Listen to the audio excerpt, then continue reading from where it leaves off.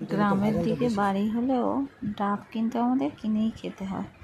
একটা দাদা ভাই সবে গাছ থেকে পেরে ভেঙে করে নিয়ে যাচ্ছিল, তাই আমি 5টা ডাব কিনে নিয়েছি। তা বলি গরমের সময় একটু খেয়ে দেখি, শরীরটা তো ভালো না।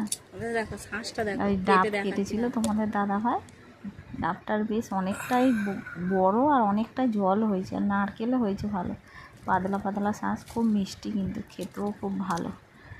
ডাবটা কেটে দিয়েছে, আমরা খাচ্ছি, আর আমার ছেলের বদমাইশিগুলো শুধু দেখো, দেখেছো নারকেলটা কত সুন্দর বদমাইশি করে জানো তো। ডাবের শাঁসটা কিন্তু খুব ভালো, খুব মিষ্টি হয়েছে। তাই আমরা সব 2-3টা কাটা হয়েছে, কেটে খাওয়া হয়েছে, আর একটা রেখে দেওয়া হয়েছে, পরে খাবে আমার ছেলে, ওই জন্য রেখে দিয়েছি। ডাবটা কিন্তু খুব মিষ্টি। বাবু কি খাচ্ছি? বাবু কি খাচ্ছি দেখা?